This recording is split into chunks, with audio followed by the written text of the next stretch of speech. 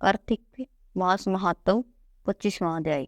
तीर्थ व्रत दान आदि के करने से समस्त पाप नष्ट हो जाते हैं, मगर प्रेत योनि में रहने वाले को इसका अधिकार नहीं है। परंतु तुम्हारे दुख को देखकर मैं अत्यंत दुखी हूँ और तुम्हारा दुख दूर किए बिना मुझे संतोष नहीं होता। तुम्हारे पाप बड़े भारी हैं, क्योंकि यह तीन योनियां बहुत बड़े पाप करने वालों को ही प्राप्त होती हैं, और प्रेत योनि तो थोड़े से पुण्य से नष्ट भी नहीं हो सकती। लेकिन मैं तुम्हें इस योनि से असुर में छुड़वाऊंगा, इसीलिए मैंने जो भी कार्तिक का व्रत किया है उसका आधा पुण्य तुम्हें देता हूँ। क्योंकि यज्ञ दान तीर्थ यह सब निश्चय ही कार्तिक के व्रत के पुण्य के समान नहीं है। नारद जी ने कहा, हे राजन, इतना कहकर धर्मदत्त ने उसको ओम नमो भगवते वासुदेवाय नमः ये द्वादशाक्षर मंत्र सुनाया और तुलसी का जल उसके ऊपर छिड़का। बस फिर क्या था, क्षण भर में वह प्रेत योनि से छुटकर प्रज्वलित शिखा के समान दिव्य रूप धारण करके लक्ष्मी के समान सुंदर हो गई।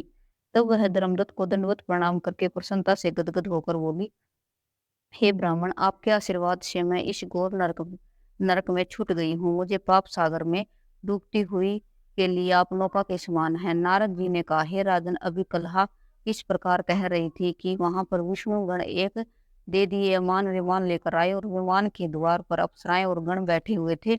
धर्मदत्त ने उन सबको देखकर दंडवत प्रणाम किया।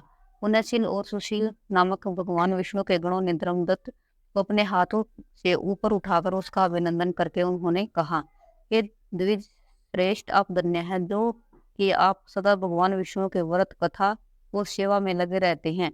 आप सर्वदा दीन दुखियों पर दया करते रहते हैं। आप में जो अपने बाल्यकाल में पवित्र और शुभ कार्तिक व्रत किया था, आपने उसके आधे फल से कलह के पूर्व जन्म के एकत्रित पाप नष्ट कर दिए हैं। यही नहीं, आपकी कृपा से उसके सैकड़ों जन्म के पाप नष्ट हो गए हैं। आपके जागरण आदि के करने के पुण्य प्रभाव से आकाश मंडल से यह विमान आया है। हे ब्राह्मण, अब हमें इस भांति भांति के भोगों से युक्त बैकुंठ में ले जा रहे हैं।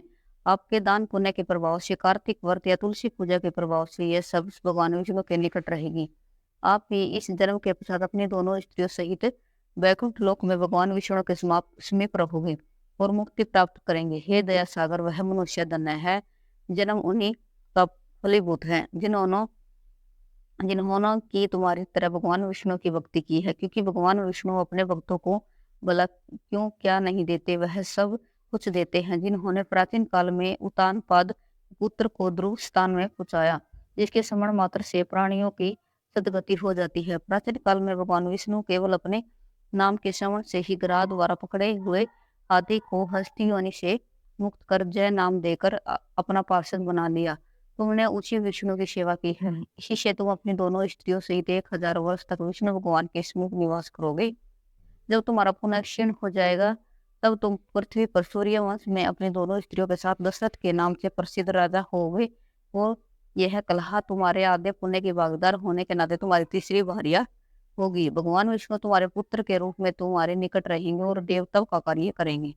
भगवान विष्णु को प्रसन्न करने वाले तुम्हारे कार्तिक व्रत से अधिक महत्वपूर्ण यहाँ दान तीर्थ आदि और कोई भी नहीं है। हे दया सागर, तुम धन्य हो, क्योंकि तुमने जगत गुरु भगवान विष्णु को प्रसन्न करने के लिए कार्तिक का व्रत किया, जिसके आधे पुण्य के फल की भागीदारी इस कला को इस समय हम अपने साथ विष्णु लोक को ले जा रहे हैं।